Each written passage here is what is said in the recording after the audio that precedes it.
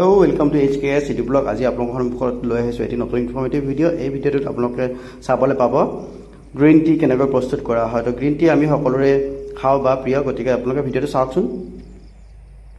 এই সৰু চাহপাতবোৰ গ্ৰীণ টিৰ কাৰণে যথেষ্ট পাৰফেক্ট কোৱালিটিৰ হয়। তিনিটা কলি থাকে, এইটো একেবাৰে সৰু বাট বুলিও কয় কিছুমানে, আৰু এনেকুৱা সৰু সৰু চাহপাতবোৰ ইতিমধ্যে কালেক্ট কৰিছোঁ। মই কালেক্ট কৰি মই পেকিং কৰিছোঁ। মই লৈ যাম, লৈ গৈ সেয়া মই গ্ৰীণ টি বনাম। গ্ৰীণ টি বনোৱাৰ কিছু টেকনিক আছে, কেনেকৈ কি বনাব পাৰি। নিজৰ ঘৰতে গ্ৰীণ টি বনাই নিজে আমি হাৰ্বেল হাইজেনিক গ্ৰীণ টি আমি নিজে ঘৰতে বনাই আমি খাব পাৰোঁ। সেই ভিডিঅ' মই আপোনালোকৰ কাৰণে মই লৈ আহিম, আৰু আপোনালোকে ভিডিঅ'টো স্কিপ নকৰাকৈ চাই থাকক।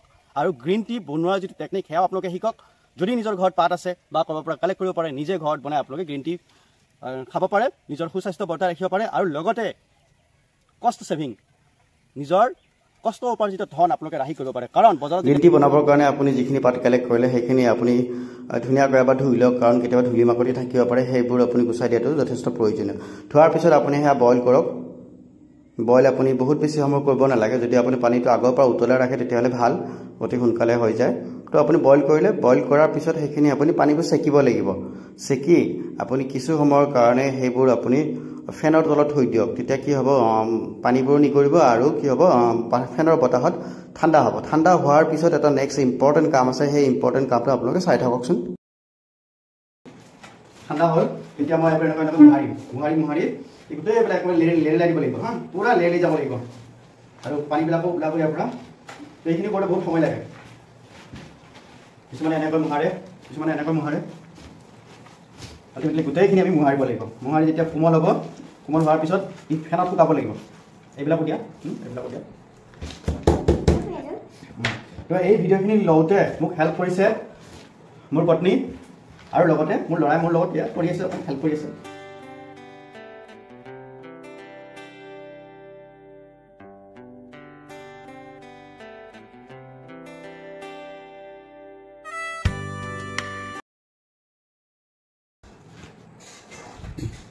অডিয়েন্সক কিবা কৈ দিয়া, কোৱা।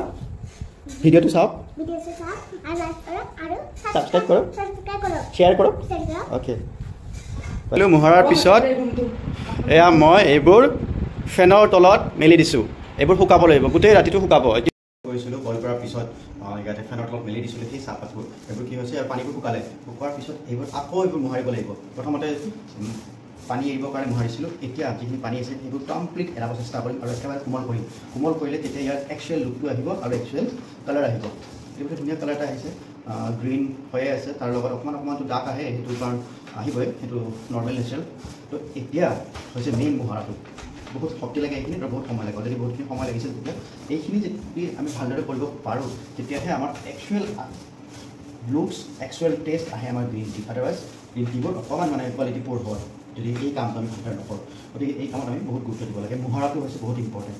তো ভালদৰে মোহাৰাৰ পিছত এইখিনি আমি কি কৰিব পাৰোঁ জানে, এনেকুৱা ধৰণৰ কাপোৰ এটা লৈ আমি ধুনীয়াকৈ একদম বহুত টাইটকৈ আমি বান্ধি থৈ দিব পাৰোঁ। তো কিছুমানে কি কয়, বান্ধি থৈ দিয়ে, কিছুমানে নথয়।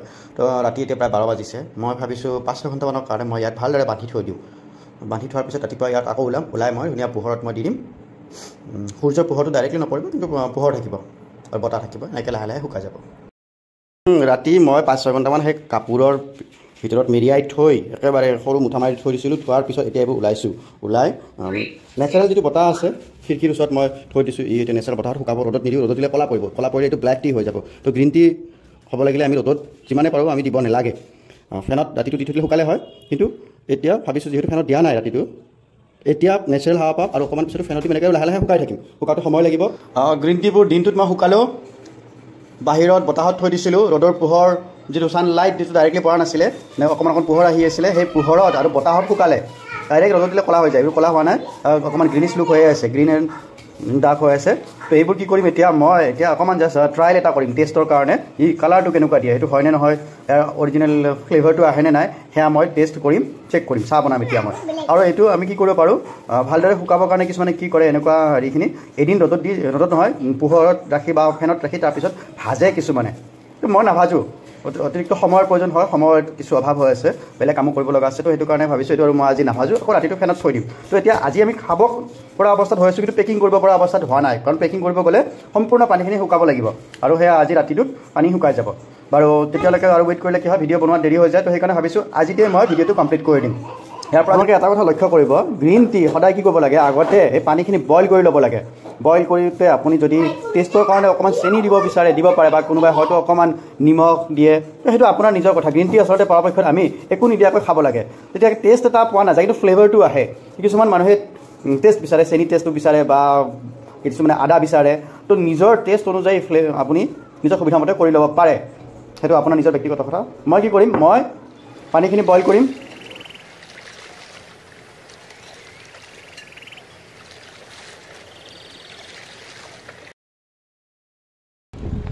আমাৰ গ্ৰীণ টি বনোৱা কমপ্লিট হৈ গ'ল। এতিয়া আমি গ্ৰীণ টি এনজয় কৰিম। ধুনীয়া কালাৰ আহিছে, ধুনীয়া ফ্লেভাৰ আহিছে। নেচা, চাই কা নেচা। তো আপোনালোকেও গ্ৰীণ টি ঘৰতে বনাবলৈ চেষ্টা কৰক, বনাওক, খাওক, স্বাস্থ্যৱান হৈ থাকক। যদি আপোনালোকে বনাব নোৱাৰে তেতিয়াহ'লে মোৰ ভিডিঅ'টো চাওক, চাই আপোনালোকে শিকক, শিকি পেলাই বনাওক। আৰু যদি তথাপিও নোৱাৰে তেতিয়াহ'লে বজাৰৰ পৰা গ্ৰীণ টি কিনক, কিনি আপোনালোকে সেৱন কৰক আৰু নিজৰ সুস্বাস্থ্য বৰ্তাই ৰাখক। ভিডিঅ'টো চোৱাৰ কাৰণে ধন্যবাদ। Thank you for watching. Stay connected to HKS Edu Blog. Thank you.